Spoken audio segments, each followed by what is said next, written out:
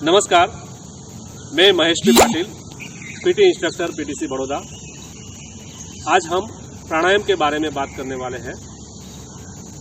प्राणायाम के लिए समय का प्रावधान ये है कि या हम अर्ली मॉर्निंग सुबह के समय में कर सकते हैं या तो शाम के समय में भी हम प्राणायाम कर सकते हैं। जब हम सुबह के समय में प्राणायाम करने वाले होते हैं तो कुछ बातों को हमें ध्यान रखना होता है। सबसे पहले सुबह हमें शरीर की शुद्धिकरण की प्रक्रिया करनी होती है, उसके बाद ही हम प्राणायाम कर सकते हैं। शरीर की शुद्धिकरण में सबसे पहले आता है मुंह की सफाई यानी कि ब्रश करना, उसके बाद आता है पेट की सफाई और उसके बाद स्नान। ये तीनों प्रक्रिया करने के बाद ही हमें प्राणायाम करना चाहिए। तीनों प्रक्रिया करने के बाद जब हम प्राणायाम करने वाले होते हैं तो प्राणायाम से पहले कुछ प्रक्रिया है जिसको योग की भाषा में सूक्ष्म क्रिया बोला गया है, उसको करना होता है। उसमें सबसे पहले हमें बॉडी को वार्म अप करना होता है। जब वार्म अप की प्रक्रिया करते हैं तो हमें सबसे पहले खड़े होकर जॉगिंग करना होता है। मेरे साथ मुझे हेल्प के लिए सहदेव जे चौहान MTS पीटीसी बड़ौदा जो मुझे हेल्प करेंगे। अभी हम जॉगिंग करते हैं। अगर हमारे पास सफिशिएंट जगह है तो हम रनिंग भी कर सकते हैं। हमें बॉडी को वार्म अप करने के लिए जो ब्लड का सर्कुलेशन है उसको नॉर्मल प्रक्रिया में लाने के लिए हल्का सा हमें जॉगिंग करना पड़ेगा। अभी हम हल्का सा जॉगिंग करते हैं। जॉगिंग करते समय ध्यान ये रखना है कि बॉडी को बिल्कुल टाइट नहीं रखना है, बिल्कुल ढीला रखना है। पहले बिल्कुल धीरे धीरे करना है, अपनी क्षमता के हिसाब से ही करना है। अब दोनों पैरों को धीरे धीरे उठाएं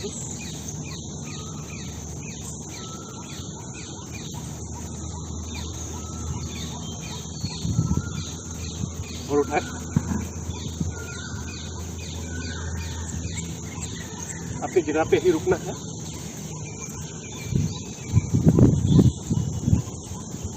पूरा जॉगिंग होने के बाद अपनी जगह पे साइड करना है।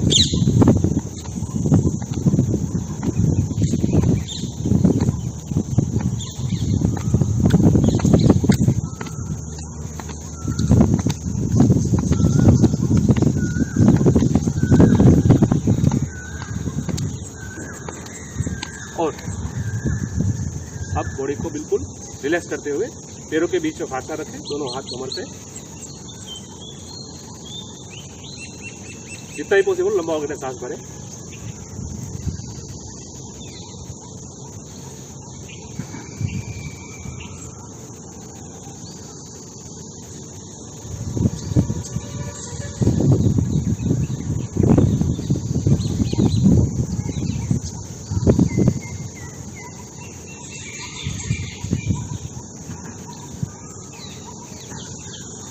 अभी ये प्रक्रिया करने के बाद हमें लंबे और गहरे सांस लेने होते हैं।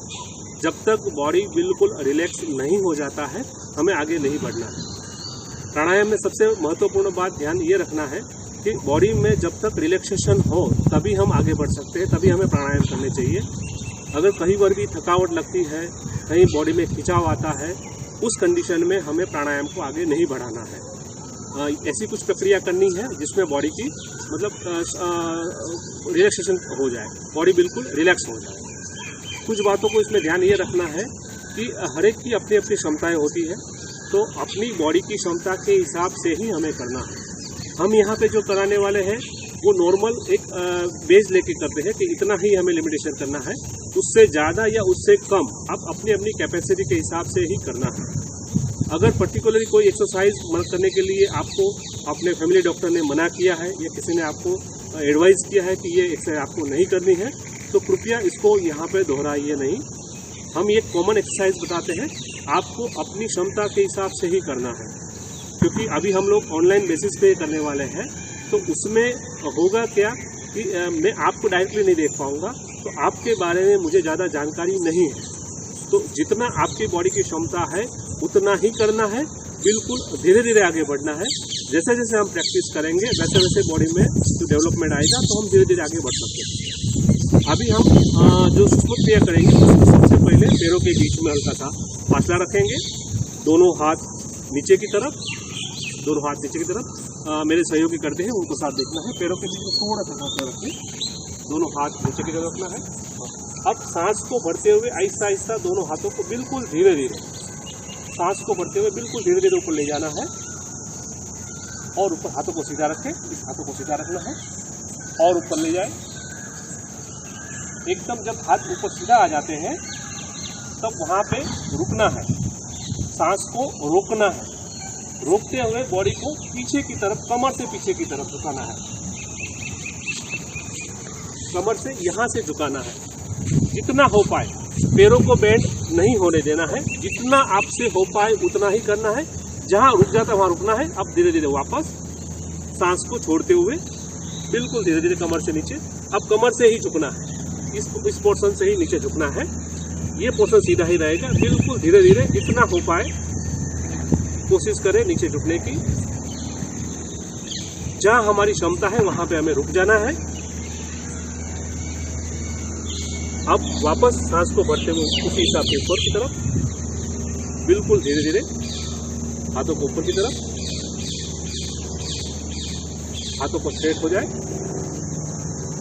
अब पीछे की तरफ कमर से बिल्कुल धीरे धीरे। इसमें पैर को नहीं मोड़ना है, कमर से ही मोड़ना है। जितना हो पाए उतना मोड़ना है, वहां से फिर वापस आना है। वापस आते समय सांस को छोड़ना है। दोनों हाथ नीचे की तरफ, बिल्कुल आहिस्ता आहिस्ता।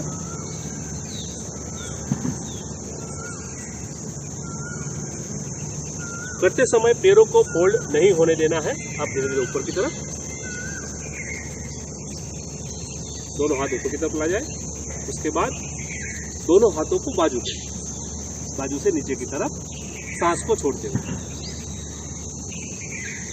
और अब बिल्कुल रिलैक्स की प्रक्रिया में लंबा वगैरह सांस भरे, बॉडी को बिल्कुल रिलैक्स रखना है। ये प्रक्रिया हमें 3 बार करनी है। मतलब हाथों को नीचे लाना है, ऊपर की तरफ ले जाना है। ध्यान इसमें यह रखना है कि पैरों के बीच में थोड़ा फासला रखना है ताकि शरीर का बैलेंस बना रहे। दोनों हाथों को सीधा रखना है। अब सांस को भरते हुए बिल्कुल धीरे धीरे लेना है। इसमें स्पीड नहीं लेना है, धीरे धीरे ले जाना है। हाथ जैसे सीधे हो जाते हैं वहाँ पे रुकना है। फिर आहिस्ता आहिस्ता दोबारा सांस को भरना है और दोनों हाथों को ऊपर की तरफ ले जाना है। वहाँ सांस को रोकना है, रोकते हुए पीछे की तरफ जाना है। जितनी हमारी क्षमता है वहाँ जाना है। फिर वहाँ से वापस हमें आना है सांस को छोड़ते हुए। ये हमें 3 बार करना है। उसके बाद नेक्स्ट एक्सरसाइज। अभी दोनों हाथों को इसमें क्या करना है, पैरों के बीच में हल्का सा फासला रखना है। जैसे हम पहले एक्सरसाइज में किया वैसा ही है। दोनों हाथ सीधे ही रखेंगे। अब सांस को भरते हुए दोनों हाथ बाजू पे, बिल्कुल धीरे धीरे। अब वहां पे सांस को रोकना है, रोकते हुए बॉडी को बाईं तरफ। तो उसमें पैर को नहीं हिलाना है, सिर्फ कमर से ही घूमना है बाईं तरफ जितना हो पाए। धीरे धीरे वापस, एक बार दोबारा सांस को भरे, फिर सांस को भरते हुए, सांस को रोकते हुए अपनी दाहिनी तरफ।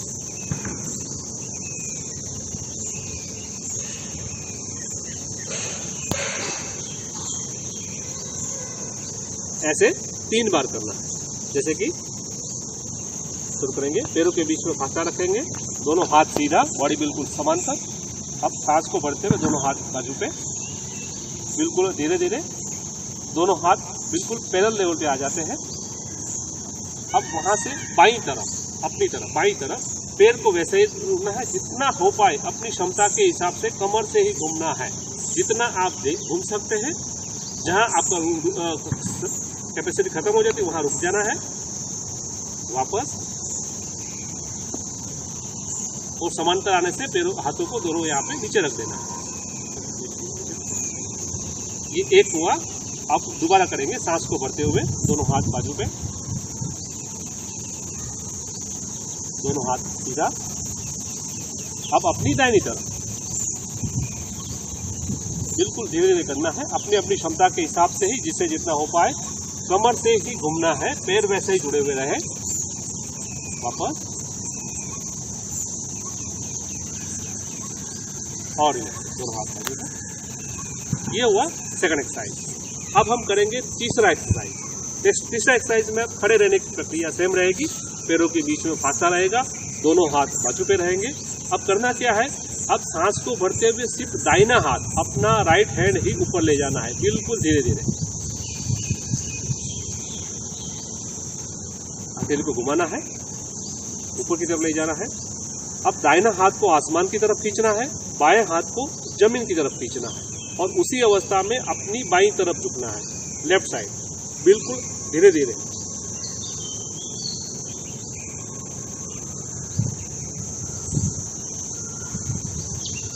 धीरे वापस सांस को छोड़ते हुए, इसमें भी ज्यादा स्पीड नहीं लेना है, बिल्कुल आहिस्ता आहिस्ता करना है। अब लेफ्ट साइड से एक साथ, पहले दाहिने हाथ से किया था, अब बाएं हाथ।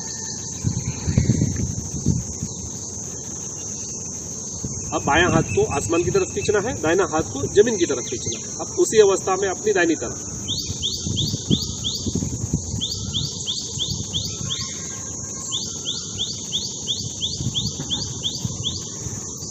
धीरे वापस सांस को छोड़ते हुए और एक बार हम करके देखते हैं। यहाँ से दोनों हाथ सीधा रखेंगे, पैर सीधा रखेंगे, बॉडी बिल्कुल समानांतर, निगाह सामने की तरफ। अब सांस को बढ़ते हुए अपना दाहिना हाथ बिल्कुल धीरे धीरे दाहिना हाथ को खींच के रखना है, एकदम दाहिना हाथ को खींच के रखना है। अब इसको पलटना है, हथेली को, और ऊपर की तरफ ले जाना है। जहाँ कान है, कान को टच करना है हाथों को। ये हाथ बिल्कुल सीधा रहेगा, गर्दन बिल्कुल सीधी रहेगी, गर्दन सीधी रहेगी। अब अपनी बाईं तरफ बिल्कुल धीरे, आगे से नहीं झुकना है, पीछे से ही, जहां तक हो पाए। हमें कमर से ही झुकना है, साइड से झुकना है, जितना हो पाए। जहां रुक जाते हैं वहां पे रुक जाना है। वापस सांस को छोड़ते हुए ये हाथ को खींच के ही रखना है। वापस हाथ को नीचे, सांस को छोड़ते हुए निगाह सामने की तरफ ही रखें। अब नेक्स्ट हाथ, ये वाला, सांस को भरते हुए ऊपर की तरफ, बिल्कुल धीरे धीरे हथेली को पलटना है और हाथों को ऊपर की तरफ ले जाना है। गर्दन बिल्कुल सामने की तरफ, निगाह सामने की तरफ। इस हाथ को बिल्कुल सीधा रखें। अब यहाँ इसको हाथ को नीचे खींचे, इस हाथ को ऊपर खींचे और उसी कंडीशन में अपनी दाहिनी तरफ, राइट साइड, जहां तक हो पाए। वापस अब हाथ को नीचे की तरफ, बिल्कुल धीरे धीरे सांस को छोड़ते हुए और अब तीसरी एक्टिविटीज करते हैं, जिसको इंटरनल सांसों की सूक्ष्म क्रिया। वो भी बहुत जरूरी है, क्योंकि सुबह के समय में जब हम प्राणायाम के लिए आते हैं तो हमारा जो सांसों की जो प्रक्रिया है वो बिल्कुल खुल के हम सांस नहीं ले पाते। तो जो ब्लॉकेज होता है छाती का, उसको प्राणायाम करने से पहले हमें दूर करना होता है। तो उसके लिए बहुत ही इफेक्टिव प्रक्रिया है। हम लोग 4 राउंड में करेंगे, 2 राउंड बाएं पैर से, 2 राउंड दाहिने पैर से। सिर्फ पैरों का ही आदान प्रदान होगा, बाकी एक्टिविटी सेम रहेगी। तो फर्स्ट राउंड के लिए पोजीशन रेडी। बायां पैर आगे की तरफ, बायां पैर को आगे की तरफ रखना है, दाहिना पैर पीछे, दोनों पैरों को सीधा रखना है, दोनों हाथ बाजू पे रहेगा। अब सांस को भरते हुए दोनों हाथ बिल्कुल धीरे धीरे ऊपर की तरफ,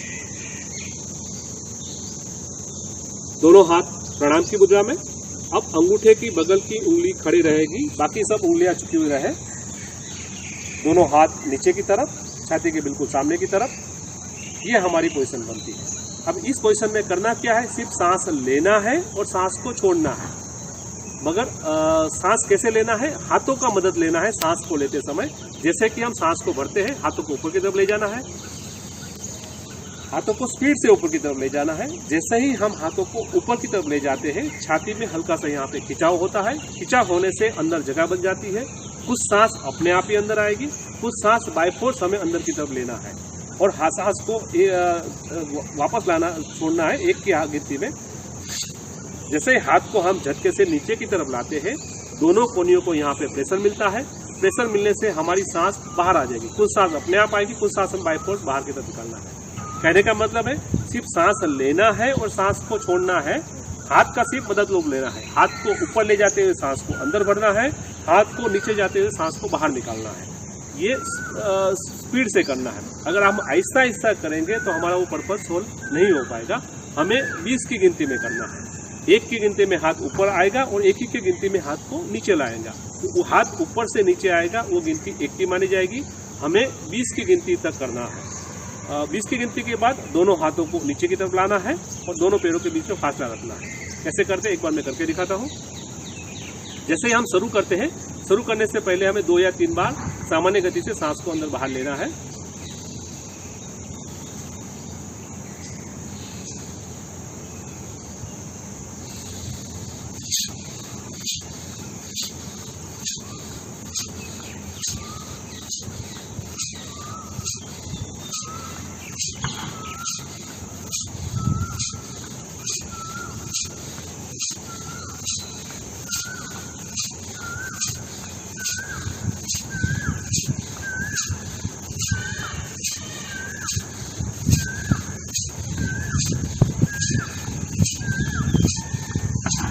और आराम से दोनों हाथ नीचे की तरफ सांस को छोड़ते हुए और ये एक्टिविटी जो मैंने अभी किया था इसको हमें 4 बार करना है। फर्स्ट बाएं पैर से, फिर रेस्ट लेना है, फिर दाहिने पैर से, फिर रेस्ट लेना है, फिर दोबारा बाएं पैर से, फिर रेस्ट लेना है और अंतिम प्रक्रिया के लिए दाहिने पैर और उसके बाद रेस्ट लेना है। ये प्रक्रिया करने से छातों की जो इंटरनल जो प्रॉब्लम होता है सांस से रिलेटेड वो बिल्कुल क्लियर हो जाता है। कभी कभी सर्दी के समय में हम लोग सुबह प्राणायाम के लिए आते हैं तो हमारा नाक पूरा भरा होता है, छाती पूरी भरा होती है, तो हम सही ढंग से सांस नहीं ले पाते हैं। तो उस कंडीशन में हम सही ढंग से प्राणायाम नहीं कर पाएंगे। तो प्राणायाम शुरू करने से पहले ये प्रक्रिया हमें करनी होती है।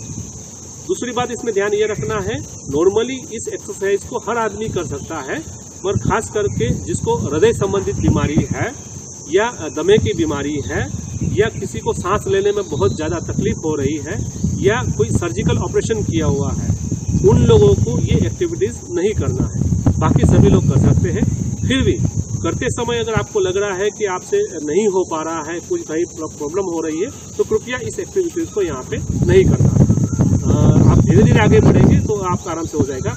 इसमें ध्यान ये रखना है कि हमें जब हाथ ऊपर ले जाते हैं तो स्प्रिंग की तरफ हाथों को ऊपर ले जाना है और हाथ जब नीचे ला जाते हैं तो स्प्रिंग की तरफ हाथों को नीचे लाना है और ऊपर ले जाते हुए सांस को भरना है और हाथ को नीचे डाउन करते हुए सांस को बाहर निकालना है।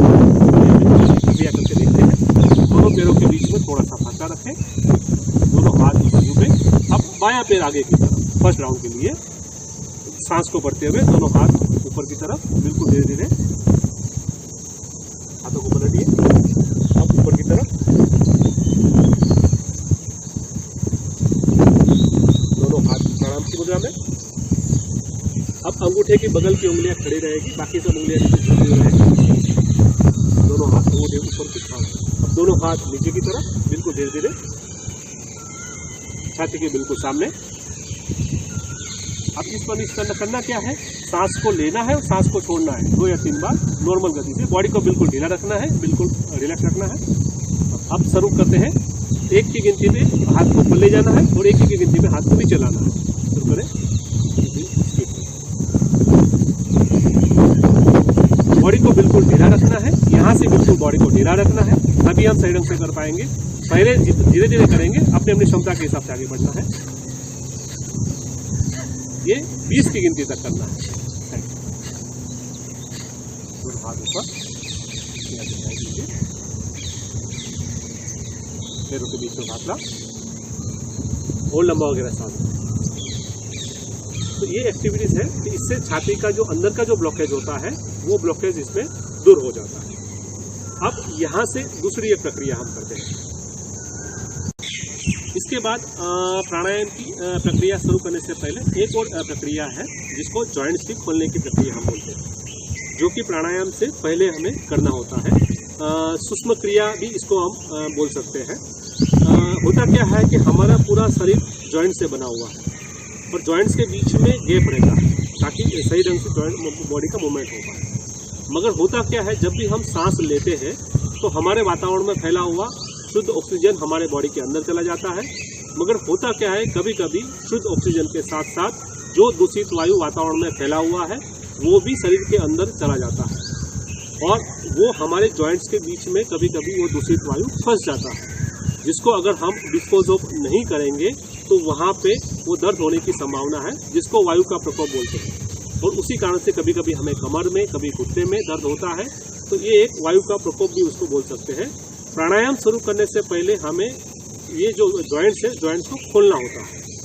कैसे करेंगे? सीक्वेंस को याद रहे इसलिए हम नीचे से ऊपर की तरफ जाते हैं। दोनों हाथ कमर पे रखना है, बायां पैर हल्का सा ऊपर की तरफ। अब पंजे को क्लॉकवाइज एंटी क्लॉकवाइज घुमाना है, अपने अपनी क्षमता के हिसाब से करना है, जिससे जितना हो पाए। विपरीत दिशा में। फिर नेक्स्ट पैर, दाहिना पैर। हम लोग समय को बचाने के लिए थोड़ा थोड़ा कम कम दिखा रहे हैं। आपको अपनी क्षमता के हिसाब से आप जितना कर पाएंगे उतना वहाँ पे करना है।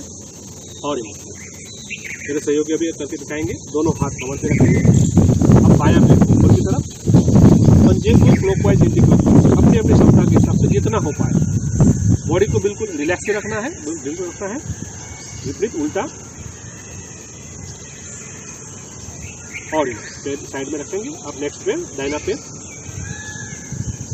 पंजे को ही सिर्फ क्लॉकवाइज एंटी क्लॉकवाइज घुमाना है, अपनी अपनी क्षमता के हिसाब से, दूसरी दिशा में। और अब दूसरा एक्सरसाइज क्या करेंगे? अब दोनों हाथों को घुटने की तरफ रखना है, पैरों को थोड़ा सा फोल्ड कर दीजिए, दोनों हाथ घुटने पे, और घुटनों को आगे और पीछे की तरफ। घुटनों को रोटेट नहीं करना है, सिर्फ आगे और पीछे की तरफ ही करना है। जितने भी जॉइंट्स होते हैं वो जॉइंट्स को हम खोलने की प्रक्रिया करेंगे। जैसे कि दोनों हाथ घुटनों पे रखेंगे, अब घुटनों को आगे और पीछे की तरफ। बिल्कुल रिलैक्स की प्रक्रिया में ही करना है। हमारी जितनी बॉडी की क्षमता होता है, क्षमता के हिसाब से ही करना है। और बस, और अब तीसरा एक्सरसाइज है, दोनों हाथ कमर में रखेंगे। अब कमर को घुमाना है, क्लॉकवाइज एंटी क्लॉकवाइज, अपनी अपनी क्षमता के हिसाब से, जिससे जितना हो पाए। विपरीत दिशा में।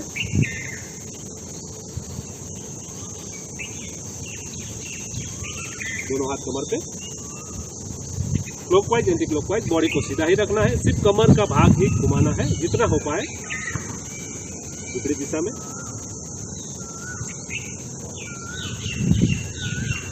और अब दोनों हाथों को सामने की तरफ। अब मुट्ठी को खोलना और बंद करना। पहले उंगलियों को खोलेंगे, फिर अंगूठे को भी अंदर ले जाना है, फिर हथेली को ऊपर और नीचे की तरफ।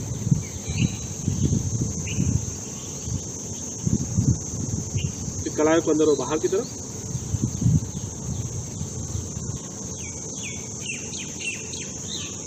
दोनों हाथ सीधा। अब मुट्ठी को बंद और चालू करें। पहले आगे की उंगली को ही करेंगे। अब अंगूठे को भी अंदर ले जाना है, हाथों को बिल्कुल सीधा रखें थोड़ा सा। अब दोनों हाथ सामने की तरफ, हथेली को सिर्फ यहाँ से कोनी से ही उसको ऊपर नीचे करना है, कलाई से। अब मुट्ठी बंद करें और अंदर वहाँ, पहले अंदर की तरफ फिर बाहर की तरफ। और अब बॉडी का एक्सरसाइज करते हैं।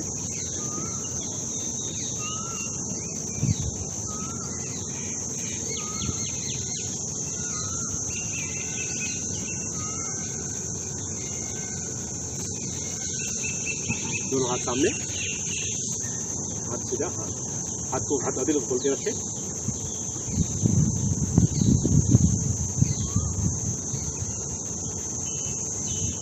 अब कंधे का एक्सरसाइज करेंगे।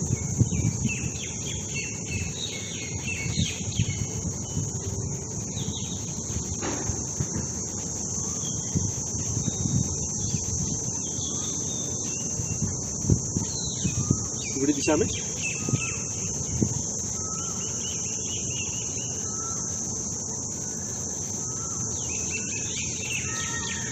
दोनों हाथ कंधे पे, ध्यान रखना है। अब अंदर की तरफ घुमाना है, बिल्कुल धीरे धीरे, ज़्यादा स्पीड इसमें नहीं लेना है। पूरा राउंड में घुमाना है, पीछे की तरफ उल्टा। अब उल्टा, आगे से, हाँ आगे से ऊपर की तरफ। और अब दाहिना हाथ को ऊपर से नीचे की तरफ। शरीर के जितने भी जॉइंट्स हैं, जॉइंट्स को हम पहले खोलेंगे, उसके बाद हम प्राणायाम करेंगे ऊपरी दिशा में।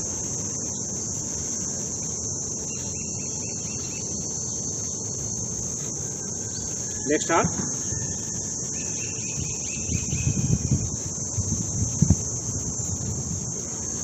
ऊपरी दिशा में।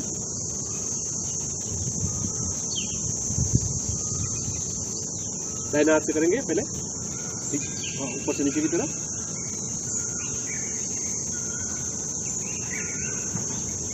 ऊपरी दिशा में वापस, और नेक्स्ट हाथ इस हाथ से ऊपर से आगे,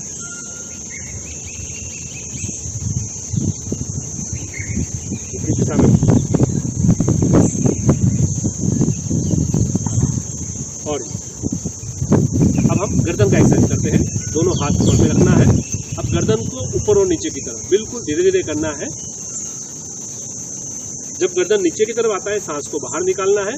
जब गर्दन ऊपर की तरफ आता है, सांसों को भरना है। बिल्कुल आहिस्ता आहिस्ता करना है, 10 की गिनती में करना है। सिर्फ गर्दन को ऊपर और नीचे की तरफ।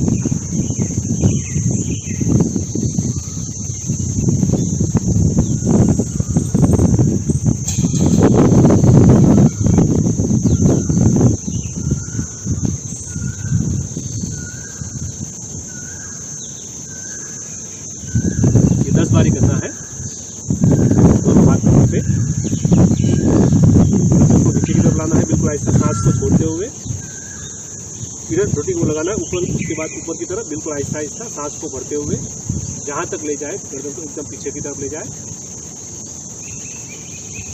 फिर वापस नीचे की तरफ। इसमें स्पीड हल्का सा भी नहीं लेना है क्योंकि नुकसान हो सकता है।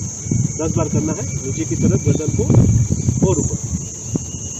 जब गर्दन ऊपर की तरफ जाता है, सांस को भरना है। जब गर्दन नीचे की तरफ आता है, सांस को छोड़ना है। बिल्कुल ऐसा ऐसा करेंगे। और अब तीसरा है वही, उसी से ही हम आगे बढ़ते हैं, क्लॉकवाइज एंटी क्लॉकवाइज। पहले हम क्लॉकवाइज करेंगे, दोनों हाथ कमर पे रखना है ऐसे ही, और अब गर्दन को क्लॉकवाइज एंटी क्लॉकवाइज।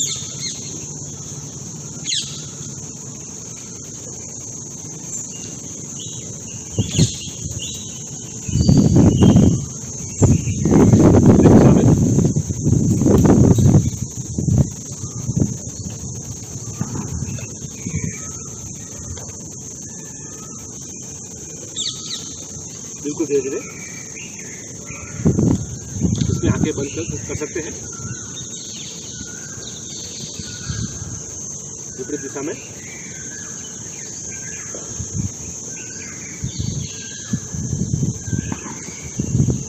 और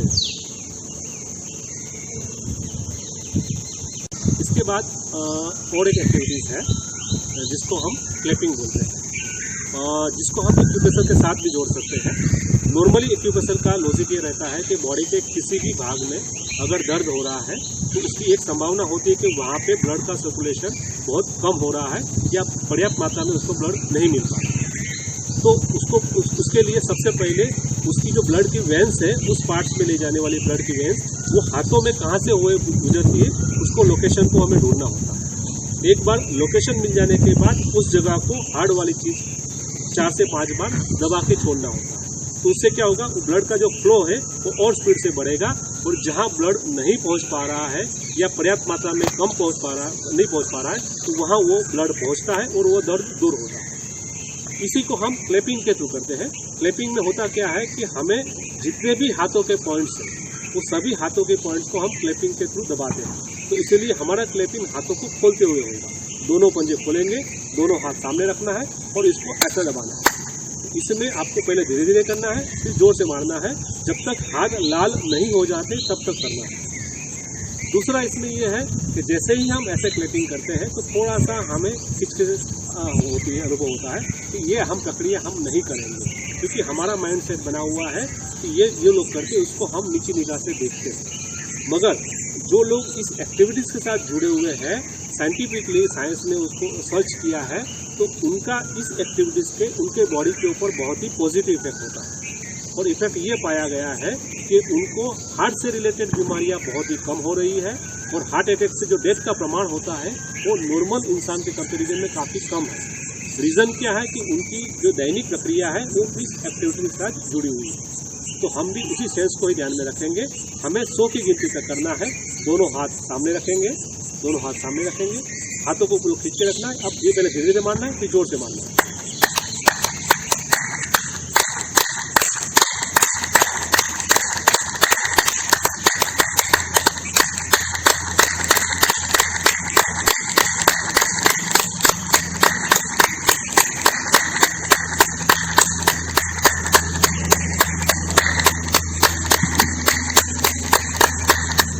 और इसके बाद का और एक्सरसाइज है जिसको हम लाफिंग बोलते हैं। बहुत ही महत्वपूर्ण एक्सरसाइज है, बहुत ही फायदेमंद एक्सरसाइज है जिसको हमें प्राणायाम से पहले करना चाहिए। लाफिंग एक्सरसाइज में बॉडी की जो बैलेंस बना रहे इसलिए पैरों के बीच में भांसा रखेंगे, दोनों हाथ बाजू पे रखना है, हाथों को जोड़ना है। अब जैसे ही हाथ को खोलना है, हंसना है, बिल्कुल खुल के हंसना है, बिल्कुल रावण की तरह हंसना है और अपनी पूरी क्षमता के हिसाब से हंसना है। दोनों हाथ सामने की तरफ रखना है। अब हाथों को हल्का सा नीचे झुकते हुए ऊपर की तरफ आना है।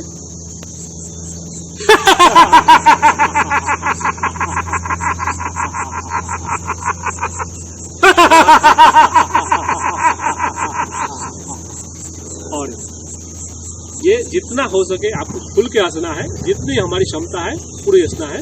उसके बाद दोनों हाथ बाजू पे, कमर गर्दन सीधा रखें, आंखें बंद करते हुए लंबा वगैरह सांस भरना है।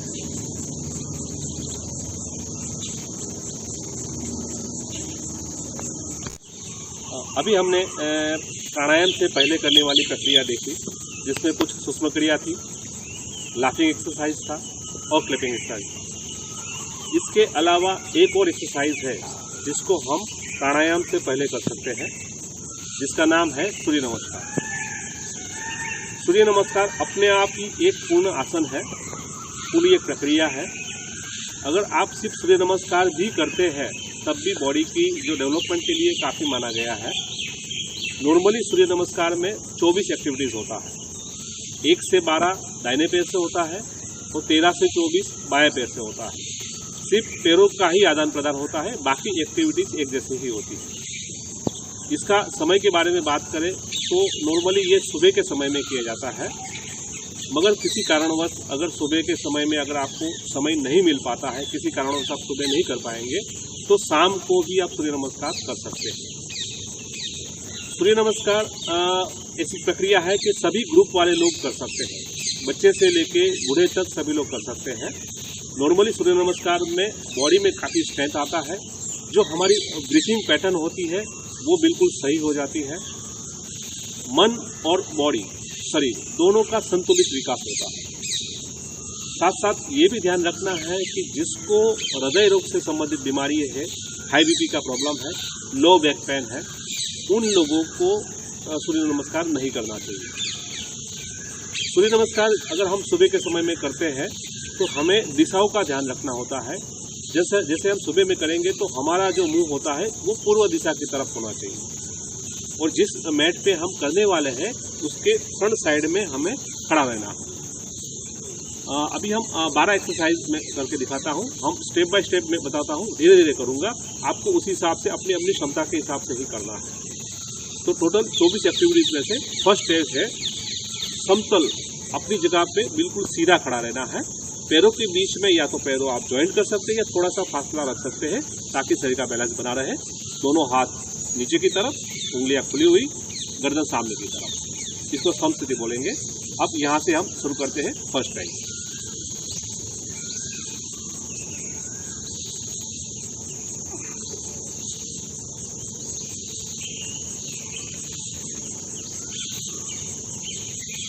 ये हुआ एक, इसमें प्रणाम की मुद्रा में आएगा, गर्दन हल्का सा ऊपर की तरफ होता है, जो हाथ की हथेली प्रणाम की मुद्रा में होगा, हथेली का पीछे का पोर्शन छाती के मिडल भाग में टच होगा, बॉडी बिल्कुल सामने की तरफ। 2,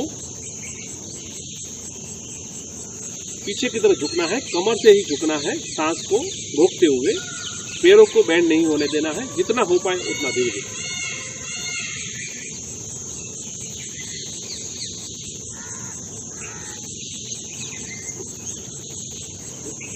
बैकवर्ड फॉलोइंग, धीरे धीरे नीचे की तरफ सांस को छोड़ते हुए। ध्यान यहाँ पे ये रखना है, पैरों को बेंड नहीं होने देना है। हाथ को जमीन के साथ टच कर सकते हैं या तो उंगलियों को टच कर सकते हैं, मगर पैरों को बेंड नहीं होने देना है, कमर से ही नीचे झुकना है। नेक्स्ट, अब दाहिना पैर को पीछे की तरफ ले जाएंगे।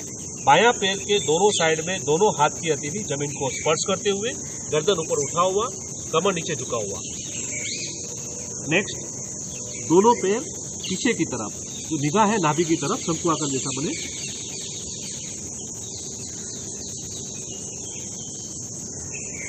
नेक्स्ट, अब आपका जो अष्टांग नमस्कार होगा, दोनों हाथ कमर ये आप या तो आप इसको घुटनी लगा सकते हैं या कपाल का पोर्शन लगा सकते हैं।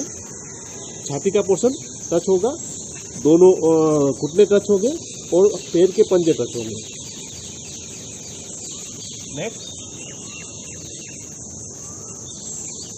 नेक्स्ट, दोबारा दाहिना पैर आगे की तरफ लाना है। दाहिना पैर को जितना हो सके आगे की तरफ लाना है, दोनों हाथ वैसे रहेंगे। नेक्स्ट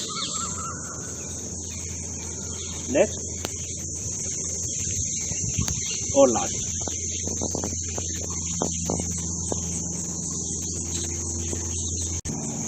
अभी जो हमने ये किया था, ये आधा सूर्य नमस्कार हुआ है।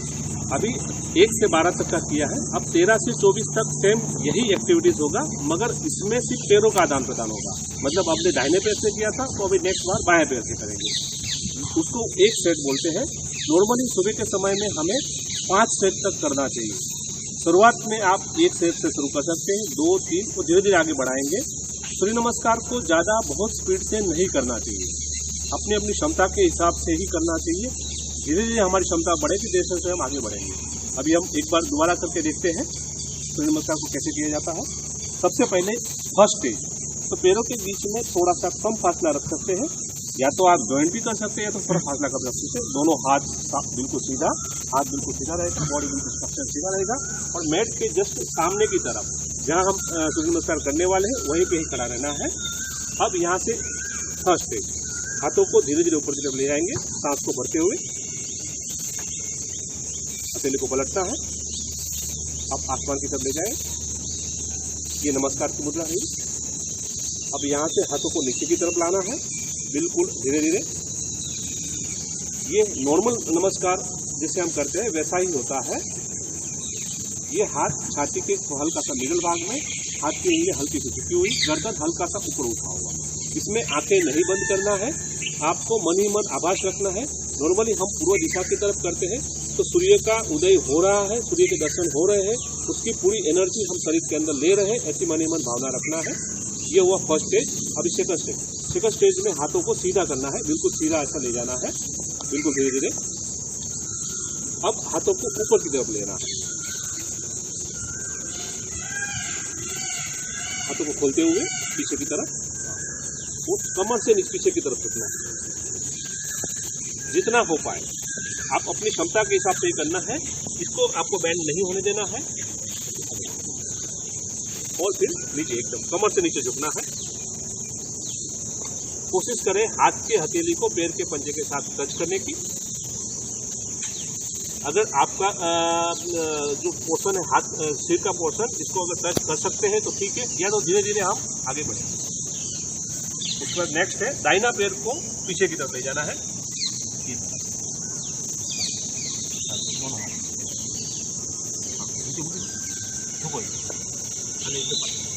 इसको इधर पाछल ले, कमर झुको नहीं, कमर का पोर्शन नीचे झुकाना है ऐसे।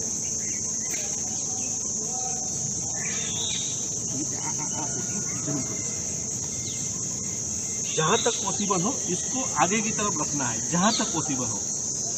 शुरू में दिक्कत होगा, उसके बाद आपको एक लाइन में तीनों आना चाहिए। कमर का पोर्शन इसको थोड़ा नीचे झुकाना है, गर्दन का पोर्शन ऊपर उठाना है और बनने के पास। नेक्स्ट, दोनों के पीछे ये ऊँच नहीं, आप उसमें मोटो नहीं, ये कितना में आप उसमें मोटो नहीं, एकदम मोटो। इसमें त्रिकोण जैसा आकार बनेगा। नेक्स्ट,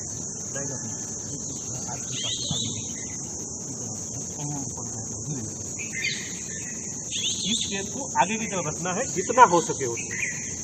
कमर ये गर्दन ऊपर की तरफ, कमर को नीचे झुकाना है। नेक्स्ट, बने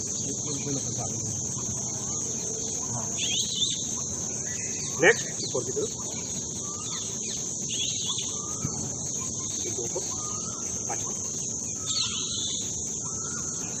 और नेक्स्ट प्रणाम, प्रणाम प्रणाम करें।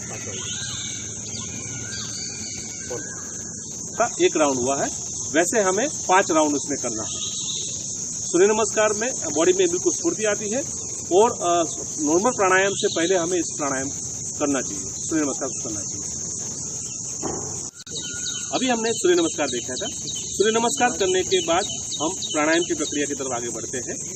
प्राणायाम के लिए हमें नीचे बैठ के प्राणायाम करना पड़ेगा, क्योंकि प्राणायाम की सबसे पहली रिक्वायरमेंट ये है कि बॉडी बिल्कुल रिलैक्स होना चाहिए, बिल्कुल स्थिर रहना चाहिए। और ये तभी पॉसिबल है जब हम नीचे बैठते हैं। तो हमारा नीचे, हम मैट के ऊपर ही नीचे बैठना है, जस्ट मिडल के भाग में आपको बैठना है। अब बात आती है प्राणायाम में नीचे बैठने की प्रक्रिया के बारे में। तो नीचे बैठने की कई प्रक्रिया है, कई आसन है जिसमें हम प्राणायाम कर सकते हैं, मगर सबसे जो कॉमन आसन है, जो उसमें मैक्सिमम लोग इस आसन में करते हैं, हम उसी आसन का ही अभ्यास करते हैं। हालांकि बहुत ज़्यादा आसन है नीचे बैठने के, हम कुछ ही आसनों का इसमें चर्चा करते हैं। सबसे पहले ध्यान ये रखना है कि आसन में जिस जगह पे हम बैठने वाले हैं वो जगह बिल्कुल समतल होनी चाहिए, बिल्कुल सीधी होनी चाहिए, और उसके ऊपर योगा मैट को लगाते हुए हमें मतलब बैठना है। डायरेक्टली जमीन के ऊपर हमें प्राणायाम के लिए नहीं बैठना। रीज़न इसका क्या है? नॉर्मली माना यह गया है कि जब भी हम प्राणायाम करते हैं तो प्राणायाम में एक प्रक्रिया होती है कि आसपास के जो एनवायरनमेंट में जो पॉजिटिव एनर्जी होता है वो बॉडी अपनी तरफ उसको खींचता है, और शरीर की जो नेगेटिव ऊर्जा होती है वो शरीर अपने से बाहर की तरफ फेंकता है। जब हम जमीन के ऊपर डायरेक्टली बैठते हैं तो जमीन का भी अपना एक गुरुत्वाकर्षण बल है जो चीज़ों को अपनी तरफ खींचता है। अगर हमने प्राणायाम डायरेक्टली जमीन के ऊपर बैठ जाते हैं तो जो भी पॉजिटिव एनर्जी प्राणायाम के जो हम लेते हैं उस एनर्जी को जमीन अपनी तरफ खींच लेता है, तो बॉडी को ज़्यादा बेनिफिट नहीं मिल पाता है। सही ढंग से हम प्राणायाम नहीं कर पाएंगे, ना उसका हमें बेनिफिट ले पाएंगे।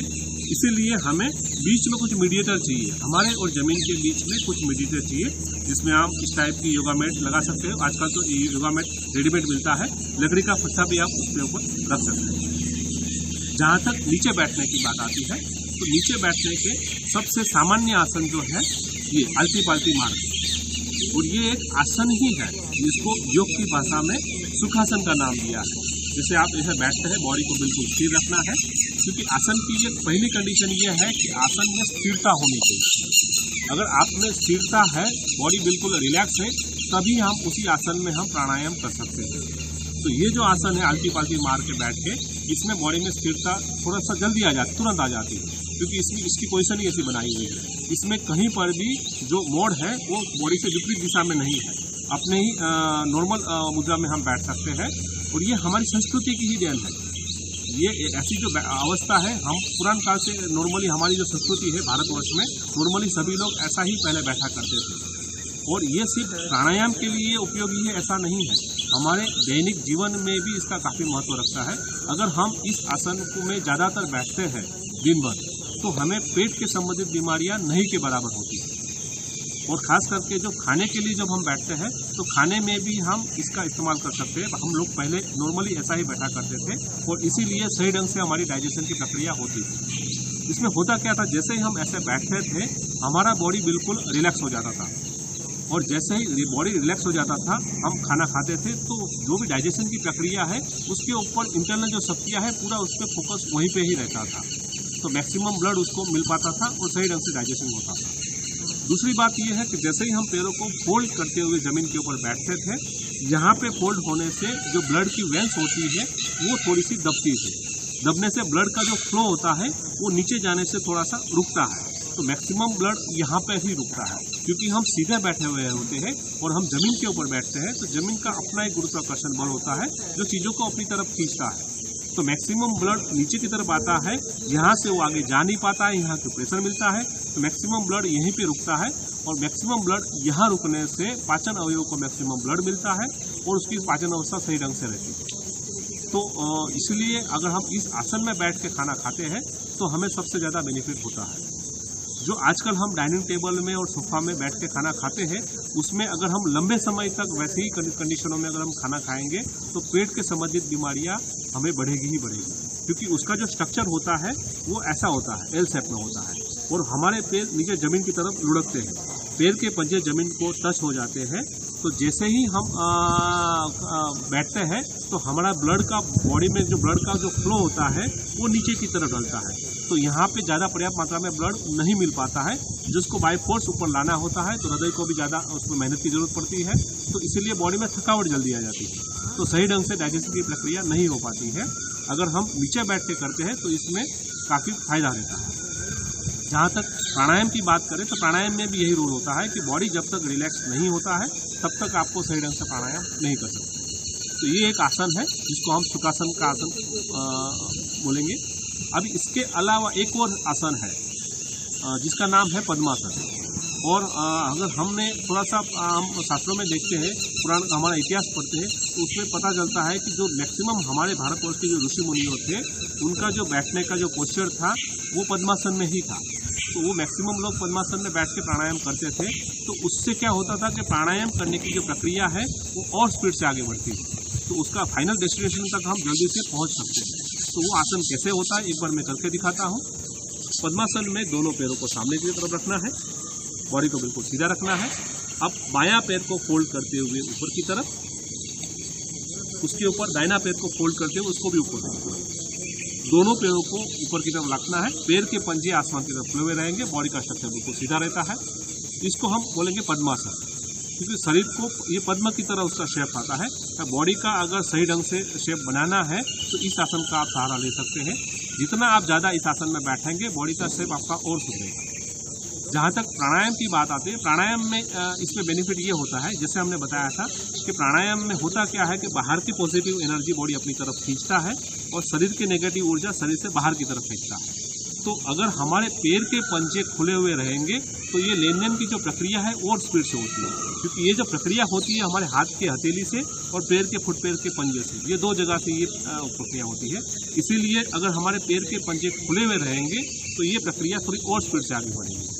अगर हम सुखासन में बैठते हैं तो जमीन के जो पैर के पंजे हैं ये जमीन को टच हो जाते हैं, और इसमें आपको पद्मासन में पैर के पंजे खुले हुए रहते हैं, इसीलिए ये पोर्शन उससे ज़्यादा आपको बेनिफिशियल है। मगर इसमें एक और दिक्कत ये है कि हम ज़्यादातर इस आसन में बैठ नहीं सकते हैं, क्योंकि ऐसे बैठने से ब्लड का जो फ्लो होता है वो थोड़ा सा रुक जाता है और इसीलिए यहाँ पे दर्द होने की संभावना है। तो कुछ देर के बाद हमें इसको खोलना होता है। तो प्राणायाम के लिए जब भी दर्द होता है, तनाव होता है, तो उस कंडीशन में हम प्राणायाम नहीं कर पाएंगे। तो इसलिए सजेस्ट ये किया हुआ है कि जब तक आपका बॉडी अभ्यस्त न हो जाए इस आसन में बैठने के लिए, तब तक आपको सिर्फ अभ्यास ही करना है, उसकी प्रैक्टिस ही करता रहना है। जब आप आधा से पौना घंटा तक बिल्कुल रिलैक्स की कंडीशन में इस आसन में अगर आप बैठ सकते हैं, तब आपको इसी आसन में ही बैठ के आगे प्राणायाम करना चाहिए। या तब तक के लिए हमारे लिए सुखासन ही बेटर रहेगा। तो अभी हमने दो आसन देखे हैं, एक सुखासन देखा है, एक पद्मासन देखा है। मगर दोनों ही आसनों में एक और दिक्कत है, एक और अवरोध आता है, जो कि प्राणायाम में बताया गया है बैठने की अवस्था में क्या होना चाहिए। तो प्राणायाम की कंडीशन में बताया यह गया है कि आपका बॉडी का स्ट्रक्चर बिल्कुल सीधा होना चाहिए, मतलब दोनों हाथ सीधे, ये कमर गर्दन बिल्कुल सीधा होना चाहिए। और कमर गर्दन को जब सीधा रखते हैं तो अगर हम सुखासन में बैठते हैं और पद्मासन में बैठते हैं तो कुछ देर के बाद बॉडी में हल्की सी थकावट आती है और बॉडी हल्का सा नीचे झुक जाता है। तो इसको दूर करने के लिए हमें तीसरा एक आसन है जिसमें हमारा स्ट्रक्चर बिल्कुल सीधा ही रहता है, उसका नाम है वज्रासन। कैसे होता है एक बार मैं करके दिखाता हूँ। दोनों पैर को पंजे खोलते हुए रखेंगे, दोनों पैरों को पंजे को सीधे की तरफ आगे की तरफ रखना है। अब इसमें बायां पैर को फोल्ड करते हुए पीछे की तरफ, दाहिना पैर को फोल्ड करते हुए और पीछे की तरफ, दोनों पैरों को पीछे की तरफ ले जाना है। आप अभी इसमें करना क्या है, पैर के पंजे को ऐसे रखना है, मतलब पैर के पंजा जो होता है उसको मतलब सीधा नहीं रखना है, उसको हल्का सा ऐसे रखना है, बीच में जगह बनाना है और बीच में बैठना है, दोनों पैरों के बीच में बैठना है, पैरों के ऊपर नहीं बैठना है। ये हमारा स्ट्रक्चर होगा। जैसे ही हम ऐसे बैठते हैं हमारा ये स्ट्रक्चर बिल्कुल सीधा हो जाता है। अब ये नहीं झुकेगा। अगर आप झुकाने की कोशिश करेंगे तो आपको दर्द होगा। अभी इस आसन में जैसे हम बैठे हैं, अभी आप कितना भी देर तक आप बैठेंगे आपका ये स्ट्रक्चर झुकेगा नहीं, क्योंकि इसमें होता क्या है, हमने पैरों को आगे की तरफ फोल्ड किया है। जैसे ही पैरों को आगे की तरफ फोल्ड करता है यहाँ से खिंचाव मिलता है और ये स्ट्रक्चर बिल्कुल सीधा हो जाता है। इसीलिए अगर हम वज्रासन में प्राणायाम करेंगे तो हमारा ये जो अवरोध होता है कमर मतलब गर्दन को, कमर या गर्दन जो झुकने से, वो नहीं होगा और सही ढंग से हम प्राणायाम कर सकते हैं। और ये एकलौता ऐसा आसन है जिसको हम खाने के तुरंत बाद कर सकते हैं। बाकी कोई भी एक्टिविटी ऐसी नहीं है जिसको खाने के तुरंत बाद प्रिस्क्राइब किया हो। एटलीस्ट खाने के 4 घंटे के बाद ही हम कोई एक्सरसाइज कर सकते हैं। मगर ये एक ऐसा एक्सरसाइज है जिसको अगर हम खाने के बाद अगर हम सुखासन में बैठ के खाना खाया है तो आपको खड़े होने की भी ज़रूरत नहीं है, आपको उसी आसन में कन्वर्ट करते हुए बैठ सकते हैं। दोनों पैरों को पीछे रखते हुए वज्रासन में बैठ सकते हैं।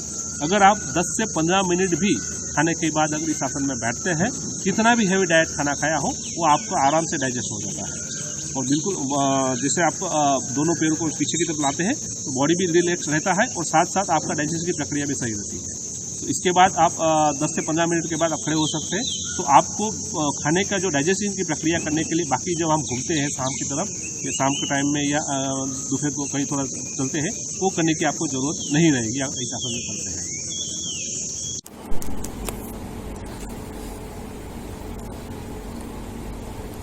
नमस्कार।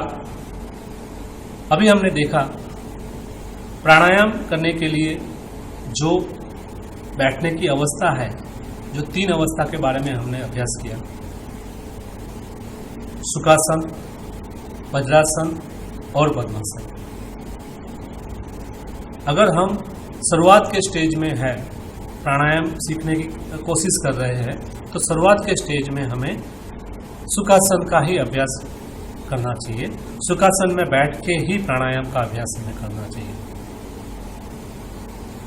दूसरी बात इसमें यह ध्यान रखना है कि जिस जगह पे बैठ के हम प्राणायाम करने वाले हैं वो जगह बिल्कुल समतल होनी चाहिए, बिल्कुल सीधी होनी चाहिए, उबड़ खबड़ जमीन नहीं होनी चाहिए।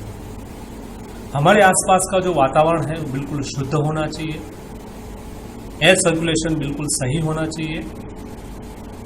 बिल्कुल बंद कमरे में, पैक कमरे में नहीं बैठना चाहिए। मगर साथ साथ ये भी ध्यान रखना है कि बहुत ज़्यादा भी हवा ना हो। फैन को बहुत ज़्यादा फास्ट करके, या अगर हम गार्डन या पार्क में कर रहे हैं तो बहुत ज़्यादा अगर हवा चल रही है तो उस कंडीशन में भी हम सही ढंग से प्राणायाम नहीं कर पाएंगे। दूसरा है, जैसे हम शुरुआत के स्टेज में प्राणायाम करने वाले हैं तो हमें सुखासन में आलती पालती मार के हम बैठ सकते हैं। मगर इसमें भी ध्यान रखना है कि हमारी रीढ़ की हड्डी बिल्कुल सीधी होनी चाहिए। जब हम बार बार ये बता रहे हैं कि रीढ़ की हड्डी को हमें योग में सीधा रखना है, योगाभ्यास तभी करना चाहिए, तो उसके पीछे का लॉजिक क्या है? हमारा जो रीढ़ की हड्डी है उसका डायरेक्टली कनेक्शन माइंड के साथ है। अगर हमारा मन को कंट्रोल में रखना है, बॉडी को बिल्कुल स्थिर रखना है, तो उसके लिए रीढ़ की हड्डी को सीधा रखना बहुत ही जरूरी है। इसको अगर हमें साइंटिफिकली समझना है तो थोड़ा सा पीछे जाना पड़ेगा। जैसे ही मानव शरीर का विकास हुआ है तो शुरुआत के स्टेज में हम सबको पता है कि मानव शरीर हम पशु में से उसका विकास हुआ है। तो उस समय में हमारी शरीर की रचना ऐसे थी, हम चारों पांव से हम चलते थे। धीरे धीरे विकास के इस क्रम में कमर का ऊपर का पोर्शन धीरे धीरे ऊपर उठता गया। जैसे जैसे ही कमर का पोर्शन ऊपर उठता गया, हमारी रीढ़ की जो रीढ़ है वो नीचे से लेकर धीरे धीरे धीरे ऊपर बढ़ती गई, और वैसे वैसे ही हमारे मस्तिष्क का भी विकास हो गया। हम सबको पता है कि पूरे प्राणियों में मानव को सबसे बुद्धिमानी माना गया है। मानव का बुद्धिमानी के पीछे का महत्वपूर्ण कारण वो न्यूरोलॉजिकल विकास है जो हमारी रीढ़ की हड्डी में हुआ है। जो रीढ़ की हड्डी जो नीचे ऐसे हुआ करती थी वो धीरे धीरे ऐसे हो गई और उससे हमारा मस्तिष्क का भी बहुत ज़्यादा विकास हुआ है। तो इसीलिए जब भी शरीर की रचना है तो हमें ये सीधा है, तो इसलिए इस पोर्शन को सीधा ही रखना चाहिए। ये केवल मात्र योग में ही सीधा बैठना है ऐसा नहीं है, नॉर्मल दैनिक प्रक्रियाओं में भी जब भी हम बैठते हैं हमारा स्ट्रक्चर बिल्कुल सीधा ही होना चाहिए। अगर कभी थकावट लगती है तो हम हाथों का सहारा, क्योंकि कभी कभी कंधे तो मजबूत नहीं है तो थकावट लगने की संभावना है, तो हाथों को सहारा देते हुए बैठ सकते हैं। सिर्फ ऐसे बैठने से ही आपके कई फायदे आपको मिलते हैं। जहाँ तक योग की बात है, योग में भी हमें माइंड को कंट्रोल करना होता है, माइंड को स्थिर रखना होता है, इसीलिए हमें रीढ़ की हड्डी को सीधा रखना है। जहाँ तक बात है प्राणायाम की, हम सुखासन में बैठ के ही प्राणायाम करने वाले हैं, क्योंकि शुरुआत के स्टेज के लिए हमारा बॉडी अभ्यस्त नहीं है वज्रासन या पद्मासन में बैठने के लिए, क्योंकि वहाँ पे ब्लड का सर्कुलेशन कुछ देर के लिए रुक जाता है, तो इसीलिए वहाँ पे बार बार वहाँ पे ध्यान जाता है। तो उसका सॉल्यूशन यही है कि शुरुआत के स्टेज में हमें सुखासन में बैठ के प्राणायाम करना चाहिए। तो सुखासन में जो रीढ़ की हड्डी का जो प्रॉब्लम होता है उसका सॉल्यूशन भी इसमें ही है। उसका दूसरा एक आसन है जिसमें अगर उस आसन में हम करने के बाद सुखासन में बैठते हैं तो लंबे समय तक सुखासन में हम बैठ सकते हैं रीढ़ की हड्डी को बिल्कुल सीधा रखते हुए, और उस आसन का नाम है भूमि नमन आसन। तो भूमि नमन आसन कैसे करते एक बार मैं करके दिखाता हूँ, पहले से देखेंगे उसके बाद इसके बारे में चर्चा करेंगे। बैठना है सुखासन में ही, आलती पालती मार के कमर बिल्कुल सीधा रखना है, दोनों हाथ को बाजू पे रखना है, आंखें इसमें बंद रखना है। आहिस्ता आहिस्ता सांस को भरते हुए दोनों हाथ नीचे से ऊपर की तरफ, बिल्कुल धीरे धीरे, स्पीड नहीं लेना है। दोनों हाथ प्रणाम की मुद्रा में। अब हाथों को आसमान की तरफ खींचना है जहां तक पॉसिबल हो, और सांस को छोड़ते हुए कमर से नीचे की तरफ झुकना है, बिल्कुल धीरे धीरे, शरीर को झटका नहीं लगना है, बिल्कुल आहिस्ता आहिस्ता नीचे की तरफ झुकना है जहां तक पॉसिबल हो पाए। कुछ देर के लिए वहीं पे ही रुकना है, सांस को बिल्कुल सामान्य होने देना है।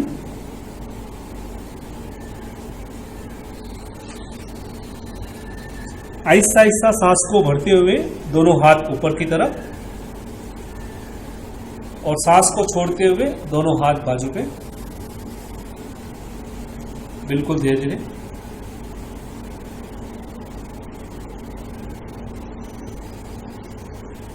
और इसका नाम है भूमि नमन आसन। मतलब जिस भूमि पे बैठ के हम प्राणायाम करने वाले हैं उस भूमि का सबसे पहले हमें नमस्कार करना है, इसलिए उसका नाम भूमि नमन आसन रखा गया है। दूसरी बात है, इस आसन में रीढ़ की हड्डी बिल्कुल सीधी ही रहती है काफ़ी लंबे समय तक। अगर हमें भूमि नमन आसन शुरुआत में किया है तो हमें सुखासन में बैठने के बावजूद भी हमारा शरीर बिल्कुल सीधा ही रहता है। इसका लॉजिक ये है कि हमने शरीर को ऊपर की तरफ खींचा है, उसके बाद सांस को छोड़ते हुए हमने कमर से नीचे की तरफ हम झुके हैं। एक बार झुकने के बाद हमने पूरी सांस शरीर से बाहर निकाल दिया है। उसके बाद वापस जब हम ऊपर उठते हैं हम कमर के बल ही ऊपर उठेंगे, और उस समय में सांस को हम भरते हैं। तो जैसे हम सांस को भरते हुए ऊपर की तरफ उठते हैं और हमारा उठना कमर से ही है, उसके बाद कमर एक बार सीधी हो गई और उसके बाद सांस छोड़ भी देते हैं, तब ये स्ट्रक्चर हमारा सीधा ही रहेगा, लंबे समय तक सीधा ही रहता है। तो प्राणायाम में हमें उसका बेनिफिट मिलता है। अभी यहाँ से हम प्राणायाम की शुरुआत करते हैं। तो शुरुआत में सीक्वेंस का बहुत बड़ा महत्व है। अगर हम सही सीक्वेंस में प्राणायाम की प्रक्रियाओं को नहीं करते हैं तो उसको होने वाले लाभों से वंचित रह सकते हैं। तो शुरुआत के स्टेज में हमें कौन सा प्राणायाम करना चाहिए, कौन सी प्रक्रिया करनी चाहिए और स्टेप बाय स्टेप कैसे आगे बढ़ना चाहिए। तो जब भी हम बिगिनर हैं, हम शुरुआत कर रहे हैं, तो सबसे पहले हमें भ्रष्टिका की प्रक्रिया करनी चाहिए। भ्रष्टिका मतलब सांस को लेना और सांस को छोड़ना, बिल्कुल सिंपल सी प्रक्रिया है। सिर्फ सांस लेना होता है और सांस को छोड़ना होता है, मगर स्पीड से सांस को लेना है, सांस को रोकना नहीं है। सांस को लेना है, सांस को छोड़ना है। इसमें होता क्या है, नासिका से जो लंग्स के जो बीच का जो पाथवे है उसके बीच में काफ़ी टॉक्सिन्स फंस जाते हैं। उस टॉक्सिन्स को हमें हवा का प्रेशर के थ्रू, वायु का प्रेशर के थ्रू शरीर से बाहर निकालना होता है। तो उसके बाद जब हम प्राणायाम करते हैं तो प्राणायाम की प्रक्रिया हमारे लिए काफ़ी आसान हो जाती है। कैसे करना है? बैठने की प्रक्रिया बिल्कुल नॉर्मल रहेगी। सुखासन में हम बैठते हैं, दोनों हाथ ध्यान मुद्रा में, कमर गर्दन को सीधा रखें, आंखें इसमें बंद ही रखना है। सिर्फ सांस लेना है, सांस को छोड़ना है, मगर स्पीड से। जैसे कि कितनी बार करना है ये हमारी क्षमता के ऊपर है। बहुत ज़्यादा भी प्रेशर इसके ऊपर नहीं करना है। नॉर्मल हल्की सी कुछ प्रक्रिया कुछ समय के लिए करना है। उसके बाद हम नेक्स्ट प्राणायाम करेंगे। पहले एक बार सामान्य गति से सांस को अंदर बाहर करें और उसके बाद फिर स्पीड से सांस को अंदर ले और सांस को बाहर निकालें। सांस को लेना और छोड़ना छाती से ही होगा।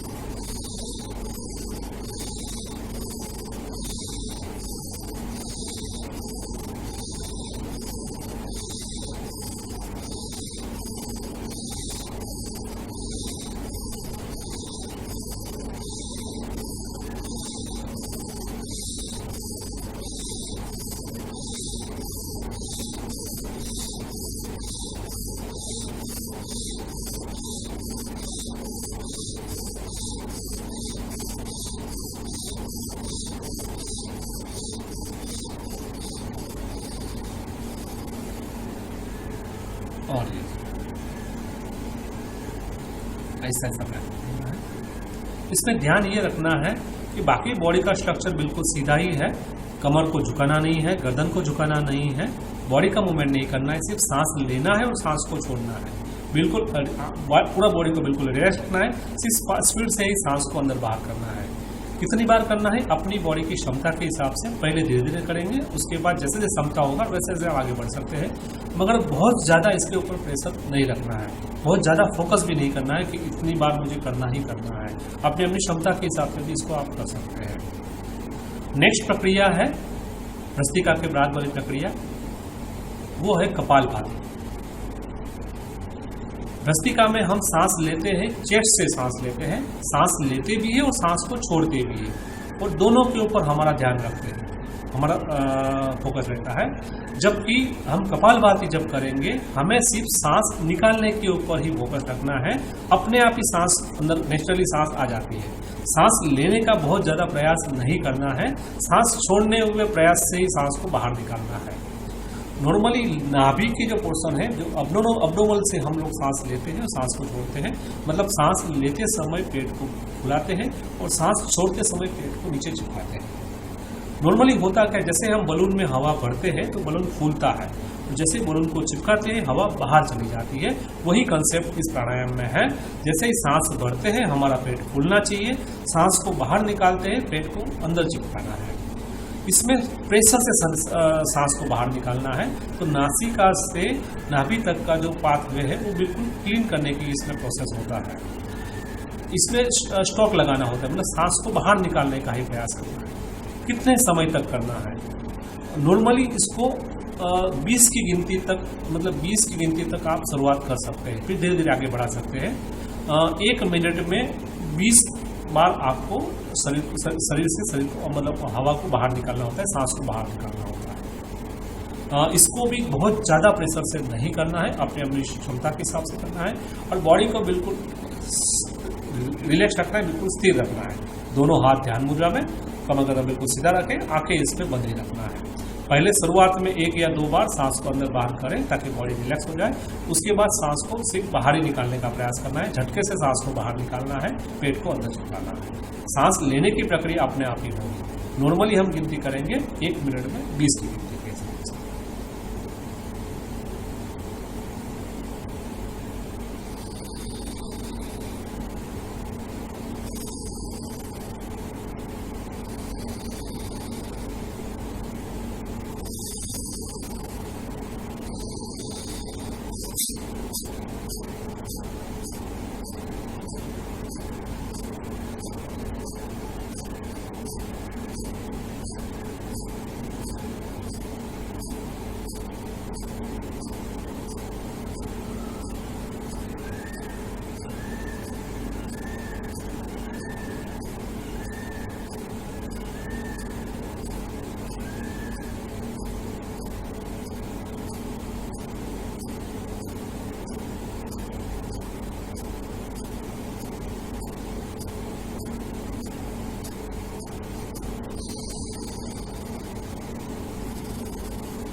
और इस प्रक्रिया को कंटिन्यू आगे बढ़ाना है।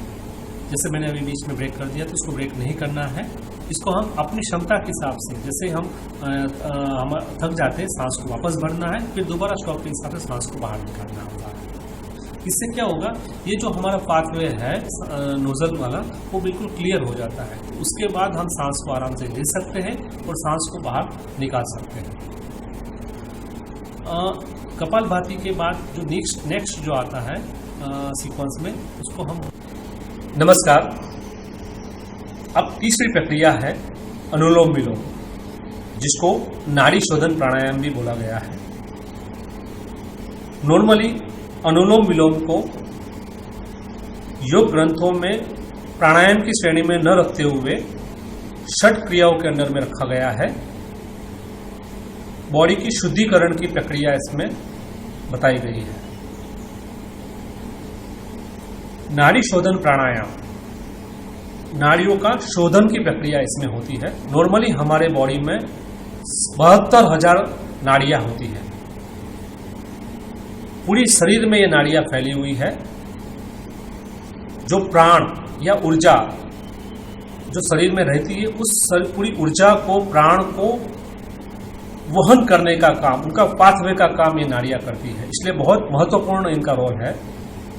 और उसमें सबसे महत्वपूर्ण नाड़ी है सूर्य नाड़ी, चंद्र नाड़ी और सुषुम्ना नाड़ी।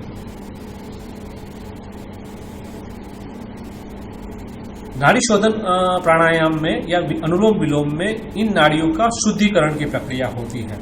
नॉर्मली हमारे शरीर में सूर्य और चंद्र नाड़ी बारी बारी एक्टिव होती है। सूर्य नाड़ी का एक्टिव होने से शरीर में ऊर्जा आती है, बॉडी में एक्टिवनेस आती है।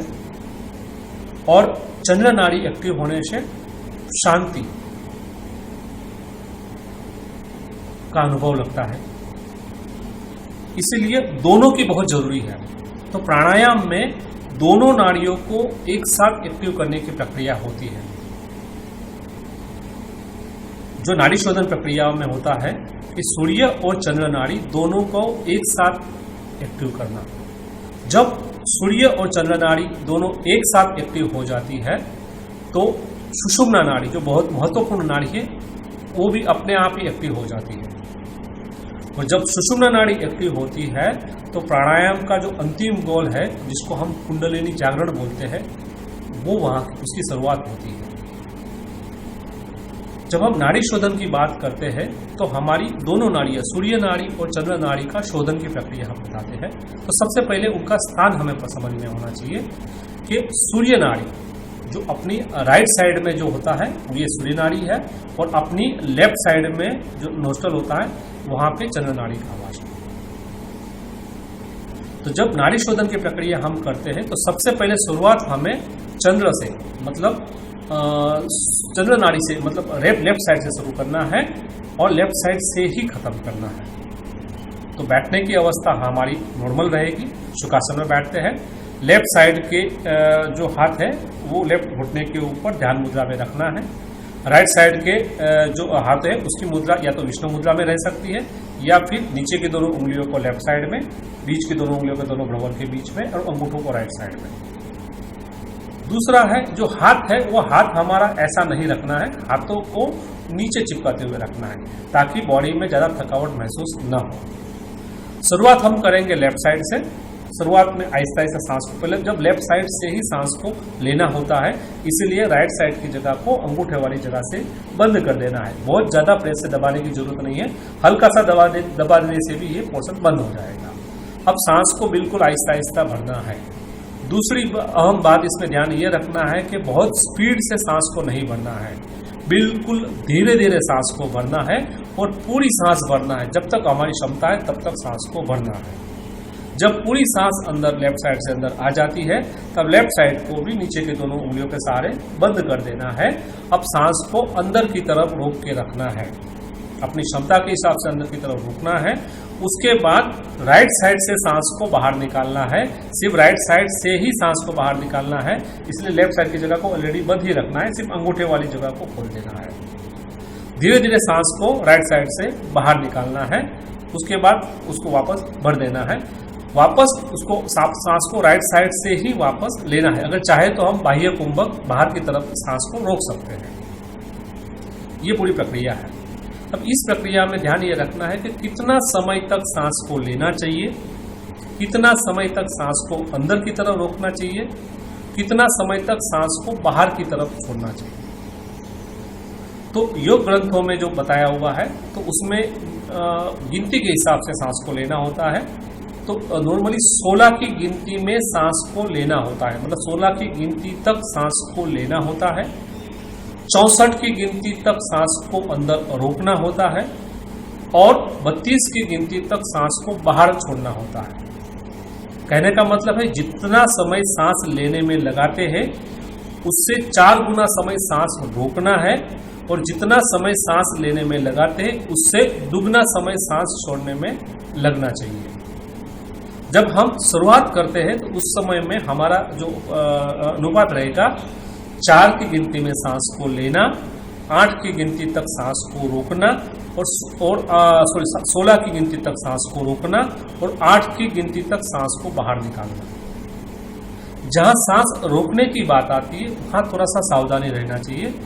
बहुत ज़्यादा प्रेशर नहीं करना चाहिए शुरुआत के स्टेज में, या फिर जिसको अस्थमा है, हृदय संबंधित कुछ बीमारी है, कुछ ऑपरेशन वगैरह किया हुआ है, उन लोगों ने सांस रोकने की प्रक्रिया नहीं करनी चाहिए। ओनली सांस लेना है और सांस को बाहर निकालना है। हमने जो बताया था 16, 64 और 32 का, वो एक लास्ट स्टेज है जो बिल्कुल अभ्यस्त हो जाते हैं प्राणायाम में, वो लोग वो कर सकते हैं। शुरुआत में हमें धीरे धीरे आगे बढ़ना चाहिए। तो अभी एक बार हम करके देखते हैं कैसे होता है। जैसे हमारी सबसे पहले आप उसका पोजीशन ले लें। अभी अब सांस को भरना है, बिल्कुल धीरे धीरे सांस को भरना है, मन ही मन गिनती करना है। 1 से 4 की गिनती तक सांस को भरना है। पूरी गिनती के बाद सांस को यहाँ पे बंद कर देना है, सांस को अंदर की तरफ रोक के रखना है। फिर सांस को 1 से 8 की गिनती में सांस को बाहर की तरफ छोड़ना है, अपनी धीरे धीरे उनको छोड़ना है। उसके बाद सांस को वापस भरना है। एक बार करके दिखाते हैं।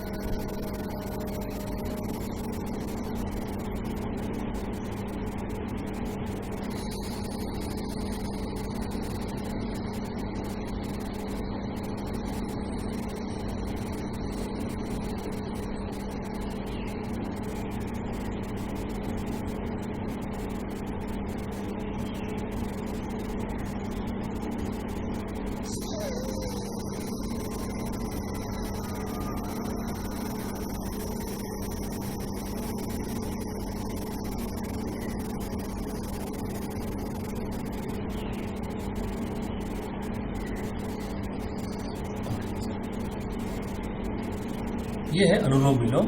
इसमें हमारी दोनों नाड़ियाँ खुल जाती है और इसके बाद जब हम प्राणायाम करते हैं तो प्राणायाम में हमें काफ़ी सहायता मिलती है। अब चौथा जो स्टेज है वो आता है ब्राह्मणिक प्राणायाम। भौरा जैसा गुंजन करता है वैसा इसमें गुंजन करना होता है। नॉर्मली जो भी प्राणायाम है, जो भी आसन है, वो सब प्रकृति से ही लिए हुए हैं, तो उसका नाम भी प्रकृति के ऊपर ही रखा हुआ है। वैसे ब्राह्मणिक प्राणायाम का नाम भौरे से लिया हुआ है। इसमें मस्तिष्क बिल्कुल शांत हो जाता है क्योंकि ब्लड का जो सर्कुलेशन होता है ब्राह्मणिक प्राणायाम में यहाँ पे ज़्यादा रहता है, तो इसलिए माइंड में बिल्कुल ब्लड का सर्कुलेशन फुल फ्लो में बैठता है, तो मगज बिल्कुल स्थिर हो जाता है, मतलब माइंड बिल्कुल शांत हो जाता है, जो कि प्राणायाम की प्रक्रिया में हमें काफ़ी हेल्प होता है। तो इसमें भी कैसे करना है, बैठने की अवस्था वैसे ही सुखासन में ही रहेंगे, मगर जो हाथों की मुद्रा रहेगी ऊपर की दोनों उंगलियों को हल्का सा ऊपर की तरफ रखना है, नीचे की दोनों उंगलियों को दोनों नाक के दोनों पास में और दोनों अंगूठे को कान की गुठली के पास। ये हमारी पोजीशन रहेगी। अब इसमें करना क्या है, सिर्फ सांस लेना है और सांस को बाहर निकालना है। पहले क्या करना है, पहले सांस को ले लेना है। सांस को लेते समय नाक को या कान को दबाना नहीं है, पहले अपनी पूरी क्षमता के हिसाब से सांस को भर लेना है। जब पूरी सांस अंदर आ जाती है तब दोनों नाक को दोनों साइड से दबा देना है, दोनों अंगूठे को कान की बूटी से दबा देना है। अब सांस को बाय फोर्स अंदर से बाहर की तरफ धकेलना है। उस समय में नाक को बिल्कुल धीरे धीरे छोड़ना है, कान की बूटी को बिल्कुल धीरे धीरे छोड़ना है और साथ साथ भौरे जैसा गुंजन भी करना है। नॉर्मली जब हम सांस अंदर से प्रेशर करके बाहर निकालते हैं और सांस की बाहर जाने वाली जगह को हम पहले ही दबा के रखा है, मतलब बंद करके रखा है, उसको बिल्कुल धीरे धीरे छोड़ना है, कान की बूटी को बिल्कुल धीरे धीरे छोड़ना है। तो होगा क्या, जैसे ही सांस बाहर जाएगी तो उस पाथवे में उसको जगह थोड़ा कम मिलेगा, कम मिलने से उसकी आसपास की चमड़ी के साथ वो स्पर्श करते हुए बाहर जाएगी और जैसा ही वो स्पर्श होता है वो भाग वाइब्रेशन में होता है, यहाँ पे और यहाँ पे वाइब्रेशन होता है और वाइब्रेशन होने से उसका पूरा कनेक्शन यहाँ तक है।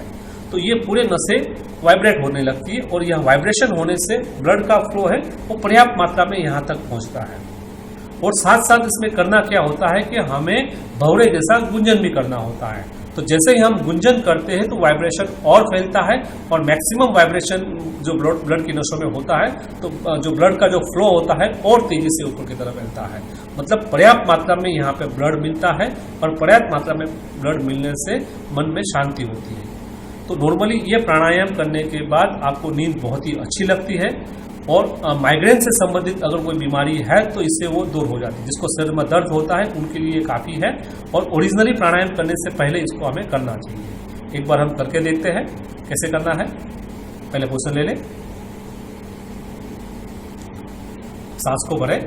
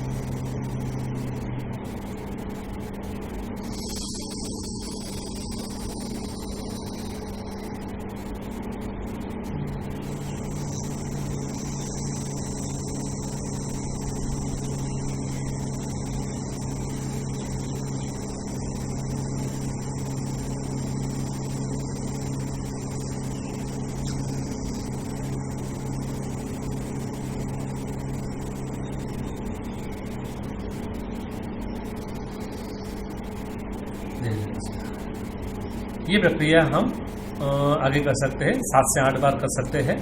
इसके बाद दोनों हाथों को आपस में घर्षण करना होता है और आंखों पे लगाते हुए धीरे धीरे आंखों को अपनी तरफ खोलना होता है। ये वो हमारा ब्राह्मणिक प्राणायाम। इसके बाद हम प्राणायाम का अभ्यास करते हैं। प्राणायाम कई तरह के होते हैं। हम एक नॉर्मल प्राणायाम का अभ्यास करते हैं। जो बिगनर है आराम से इस प्राणायाम को हम कर सकते हैं। बहुत ही इफेक्टिव प्राणायाम है, बिल्कुल सिंपल सा प्राणायाम हम करने वाले हैं। तो बैठने की अवस्था इसलिए हम बिल्कुल सिंपल रखेंगे, बिल्कुल रिलैक्स की कंडीशन में रखेंगे, मतलब सुखासन में ही बैठना है। दोनों हाथ ध्यान मुद्रा में ही रखना है। हाथों को बिल्कुल सीधा नहीं रखना है क्योंकि यहाँ पे एक लॉकिंग सिस्टम है। हाथों को अगर बिल्कुल सीधा रखते हैं तो यहाँ पे लॉक हो जाता है अपने आप कुछ समय के बाद और यहाँ पे दर्द होना शुरू होता है। इसीलिए हाथों को सहारा देते हुए कोनी को हल्का सा होल्ड करना है और सहारा देते हुए दोनों आराम से दोनों घुटने के ऊपर रखना है। कमर गर्दन इस पर सीधा रखना है, बाकी बॉडी को बिल्कुल रिलैक्स रखना है और इसमें आंखें बंद ही रखना है। अब इसमें करना क्या है, सिर्फ सांस लेना है और सांस को छोड़ना है। इसके अतिरिक्त कुछ भी नहीं करना है, मगर गिनती के हिसाब से सांस को लेना है और गिनती के हिसाब से सांस को बाहर निकालना है। तो 3 राउंड में हमें करना है। तो पहले राउंड क्या क्या करेंगे, 20 की गिनती में सांस को लेना है और 20 की गिनती में सांस को छोड़ना है, मगर उसमें लंबे और गहरे सांस भरना है। लंबे और गहरे सांस का मतलब है बिल्कुल धीरे धीरे सांस को भरना है, अपनी पूरी क्षमता के हिसाब से सांस को भरना है। जैसे ही सांस लेने की क्षमता हमारी खत्म हो जाती है तुरंत ही सांस छोड़ने की प्रक्रिया शुरू कर देनी है। कहने का मतलब है इसमें सांस को रोक के नहीं रखना है, सांस को रोकना नहीं है। सांस को लेने की प्रक्रिया खत्म होने के तुरंत बाद सांस को छोड़ने की प्रक्रिया करनी है, और सांस को छोड़ने की प्रक्रिया खत्म होने के तुरंत बाद सांस को लेने की प्रक्रिया करनी है। सांस को न अंदर की तरफ रोक के रखना है, न सांस को बाहर की तरफ। ये 20 की गिनती के हिसाब से करना है। जैसे ही ये 20 की गिनती खत्म हो जाती है, उसके तुरंत बाद मीडियम वाला सांस की गिनती करनी है। मीडियम वाला सांस का मतलब है ज्यादा सांस स्पीड से भी नहीं लेना है और ज्यादा स्पीड से छोड़ना भी नहीं, बिल्कुल मतलब स्पीड भी नहीं और स्लो भी नहीं, मीडियम सांस को लेना है और सांस को बाहर निकालना है। इसकी भी गिनती 20 की ही रहेगी, मतलब मीडियम वाला सांस लेंगे और मीडियम वाला सांस ही बाहर को छोड़ना है, जिसकी गिनती रहेगी 20 की। जैसे ही ये मीडियम वाला सांस की 20 की गिनती खत्म हो जाती है, उसके तुरंत बाद 40 की गिनती के हिसाब से स्पीड वाला सांस को लेना है। स्पीड वाला सांस मतलब ज़्यादा एकदम स्पीड से सांस को लेना है, सांस को छोड़ना है, दोबारा सांस को भरना है, सांस को वापस छोड़ना है। ये हमारा फर्स्ट राउंड हुआ। वैसे हमें 3 राउंड करने हैं, कंटिन्यूएशन में करने हैं, बीच में रुकना नहीं है। एक राउंड खत्म हो गया तो बीच में रुकना नहीं है, वो कंटिन्यूएशन में दूसरा राउंड करना है, और दूसरा राउंड खत्म होने के तुरंत ही बाद तीसरा राउंड करना है। मतलब तीनों राउंड को कंटिन्यूएशन में करना है। हल्का सा बिल्कुल बीच में ब्रेक नहीं देना है, थकावट बिल्कुल भी नहीं लगेगी कि इसका जो स्ट्रक्चर ही ऐसा रखा हुआ है कि पहले लंबे और गहरे सांस रखे हैं, इसमें बिल्कुल थकावट नहीं आएगी। उसके बाद मीडियम वाले सांस को रखा है, उसमें भी थकावट नहीं लगेगी। लास्ट में स्पीड वाले सांस को रखा है, उसमें थोड़ी सी थकावट लगती है, मगर उसके तुरंत ही बाद दोबारा लंबे और गहरे सांस भरना है। मतलब 20 के गिनती के हिसाब से लंबे और गहरे सांस, फिर 20 के गिनती के हिसाब से मीडियम वाले सांस, फिर 40 के गिनती के हिसाब से स्पीड वाले सांस। पहला राउंड वापस वैसा ही दूसरा राउंड और वैसा ही तीसरा राउंड, मतलब पहले ही राउंड को 3 बार दोहराना है, और तीनों राउंड खत्म होने के बाद अपनी ही जगह पे लेट जाना है। बॉडी की शांति की प्रक्रिया करनी है, बॉडी को रिलैक्सेशन की प्रक्रिया करनी है, जिसमें हम शवासन में लेटते हैं और योग निद्रा लेते हैं। तो सबसे पहले ये जो प्राणायाम की प्रक्रिया है वो एक राउंड में करके दिखाता हूँ। बिल्कुल शॉर्ट राउंड करूंगा, गिनती कम रखता हूँ, सिर्फ दिखाने के लिए कि कैसे कैसे आपको चेंज करना है, और उसके बाद हम अपनी जगह पे लेट जाएंगे। दोनों हाथ ध्यान मुद्रा में, आंखें बंद करते हुए।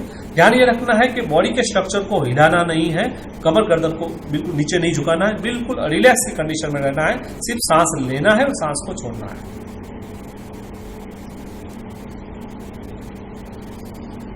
शुरू करेंगे।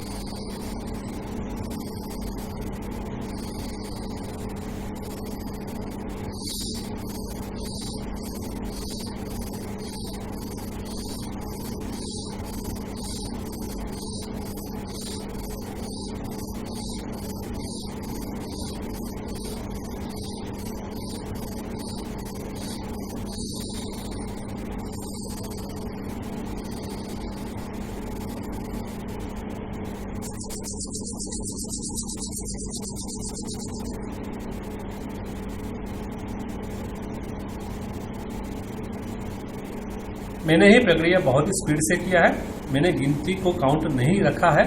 आपको गिनती के हिसाब से करना है। पहले 20 की गिनती लंबे और गहरे सांस की, दूसरे 20 की गिनती मीडियम वाला सांस की, लास्ट की 40 की गिनती स्पीड वाला सांस की, फिर दोबारा लंबे और गहरे सांस, मीडियम वाले सांस, स्पीड वाले सांस, और तीसरे अंतिम राउंड के लिए लंबे और गहरे सांस, मीडियम वाले सांस और स्पीड वाले सांस। ध्यान इसमें यह रखना है कि इसमें सांस को रोकना नहीं है, कहीं पर भी सांस को रोकना नहीं है, न सांस को अंदर की तरफ रोकना है, न सांस को बाहर की तरफ। एक राउंड खत्म होने के बाद जब दूसरा राउंड में जाते हैं तो बीच में भी रुकना नहीं है, कंटिन्यूएशन में सांस को लेना है और कंटिन्यूएशन में सांस को बाहर निकालना है। ये पूरे प्राणायाम में बेनिफिट ये होता है कि बॉडी की जो ऑक्सीजन की जो रिक्वायरमेंट होती है ये आराम से कंप्लीट हो जाती है, नॉर्मली हम पूरे दिन में जब सांस लेते हैं तो आधा अधूरा ही सांस लेते हैं और सांस को तुरंत ही बाहर निकाल देते हैं। तो सांस की जो ऑक्सीजन की जो रिक्वायरमेंट होती है बॉडी की वो कंप्लीट नहीं हो पाती है। अगर हम सुबह के समय में कुछ समय तक अगर सांसों पे ही अपना पूरा अभ्यास करें या फोकस करें तो ये जो रिक्वायरमेंट है ऑक्सीजन की बॉडी को वो पूरा मिल जाता है और बॉडी बिल्कुल फ्रेशनेस हो जाता है। और ये तीनों राउंड खत्म होने के बाद हमें अपनी ही जगह पे शवासन की प्रक्रिया करनी होती है, यानी कि अपनी ही जगह पे लेटने की प्रक्रिया करनी होती है। क्योंकि लास्ट 1 घंटे से जो हम एक्सरसाइज कर रहे हैं, जो हमने सुषमा किया था और जो हमने आसन किया था, जो प्राणायाम किया था, उसके बाद हमारा बॉडी में जो एनर्जी का यूज हुआ है उसको वापस पाने का सबसे आसान तरीका है रिलैक्सेशन की प्रक्रिया, जिसको हम शवासन के थ्रू करते हैं। अपनी ही जगह पे लेटना होता है। शवासन कैसे करना है उसका नॉर्मल एक अभ्यास हम कर लेते हैं। दोनों पैरों के बीच में हमें 1 से 1.5 फुट तक का फासला रखना होता है और हमें अपनी ही जगह पे लेट जाना होता है। इसमें दोनों हाथों में 1.5 फुट की दूरी पे रखें, कमर से 1.5 फुट की दूरी पे रखना है, हाथ की हथेली को खुली हुई रखना है, पैर के पंजों को हल्का सा लटा दें, गर्दन को बिल्कुल सामने रखेंगे, पूरा बॉडी को बिल्कुल ढीला रखना है, बिल्कुल रिलैक्स रखना है। अब इस प्रक्रिया में करना क्या है, हमें बिल्कुल धीरे धीरे रिलैक्सेशन की प्रक्रिया करनी है। आंखें इसमें बंद ही रखना है और पूरा शरीर को बिल्कुल ढीला छोड़ देना है। अभी हमें करना क्या है, अभी मन ही मन एक आभास रखना है, एक मतलब अनुभव करना है कि हमारे पूरे बॉडी में ब्लड का सर्कुलेशन अपनी फुल मात्रा में बह रहा है और उस समय में बॉडी के हर एक भाग को हमें ध्यान में फोकस करना होता है। जैसे ही हमारा ध्यान जहाँ केंद्रित होगा और हम मन ही मन अनुभव करते हैं कि वहाँ ब्लड का सर्कुलेशन अपनी फुल मात्रा में बह रहा है, वो वाकई वहाँ पे एक्टिव हो जाता है और धीरे धीरे करते नीचे से लेकर ऊपर तक आएंगे। सबसे पहले हम दोनों पैरों के पंजों की तरफ ध्यान रखेंगे। हमारे दोनों पैरों के पंजों में ब्लड का सर्कुलेशन अपनी फुल मात्रा में बह रहा है, ऐसा मन ही मन भावना रखना है। कुछ देर के बाद वहां से थोड़ा सा ध्यान को आगे लाना है, आंखें बंद करते हुए ये सिर्फ मन ही मन सोचना है कि हमारा जो ब्लड का सर्कुलेशन है अब पैरों के उंगलियों में आ रहा है और अपने पूरे पैर के पंजों में ब्लड का सर्कुलेशन अपनी फुल मात्रा में बह रहा है। आहिस्ता आहिस्ता ध्यान को आगे लाना है, दोनों पैरों के घुटनों की तरफ हमारा ध्यान को ले जाना है और मन ही मन अनुभव करना है कि दोनों पैरों के घुटनों में ब्लड का सर्कुलेशन अपनी फुल मात्रा में बह रहा है। आहिस्ता आहिस्ता वहां से आगे लाते हुए कमर के ऊपर, उसके बाद छाती में, उसके बाद कंधों में, उसके बाद कोहनी में, कलाइयों में, हथेलियों में, उंगलियों में, गर्दन पे और मस्तिष्क में। आहिस्ता आहिस्ता उसका हर एक जो भाग है बॉडी का उसके ऊपर हमें ध्यान को फोकस रखना होता है और हमें मन ही मन अनुभव करना होता है कि ब्लड का सर्कुलेशन वहाँ अपनी फुल मात्रा में बह रहा है। हमें नीचे से लेके हुए टॉप तक हर एक पार्ट्स के ऊपर हमें ध्यान केंद्रित करना होता है, मन ही मन अनुभव करना होता है कि वहाँ ऐसा हो रहा है, ब्लड का सर्कुलेशन अपने बॉडी के हर एक पार्ट्स पे आ रहा है। तो पैर के पंजे से लेते हुए सिर के टॉप तक बॉडी के हर एक पार्ट्स की तरफ हमें ध्यान में लेना होता है और बॉडी को बिल्कुल ही रिलैक्स रखना होता है। कहीं पर भी तनाव ना हो, कहीं पर भी खिंचाव ना हो, कोई टेंशन ना हो, बिल्कुल ढीला छोड़ देना है, जैसे कि बॉडी में बिल्कुल जान ही ना हो। तो टोटली रिलैक्स हो जाना है और जब ये रिलैक्सेशन की प्रक्रिया खत्म हो जाती है उसके बाद हमें बिल्कुल धीरे धीरे अपनी जगह पे वापस एक्टिव स्वरूप में लाना है। तो उस समय में क्या करेंगे, हमें करवट को बदलना होता है। तो हमें राइट साइड की तरफ करवट को बदलना होता है। उसके बाद दाहिना हाथ का सहारा लेते हुए अपनी ही जगह पे बैठना होता है। तब तक हमें अपनी आंखें बंद ही रखनी होती है। जब हम बैठ जाते हैं उसके बाद हमें अपने दोनों हाथों को आपस में मलना होता है, जब तक जहाँ तक पॉसिबल हो जोर से मलना होता है। और उसके बाद जब हाथों में ऊर्जा आ जाती है तब अपने दोनों आंखों में आहिस्ता आहिस्ता लगाते हुए उस अपनी आंखों के उसको खोलना होता है। बिल्कुल धीरे धीरे आंखें खोलना होता है और आहिस्ता आहिस्ता आंखों खोलने के बाद अपनी बॉडी में रिलैक्स कर सकते हैं। जब हम ये पूरी प्रक्रिया करते हैं तो बॉडी बिल्कुल रिलैक्स हो जाता है, क्योंकि पूरा शरीर जो भी हमने एनर्जी यूज़ किया था वो एनर्जी वापस में पा लिया है और पूरा बॉडी बिल्कुल रिलैक्स हो जाता है। धन्यवाद।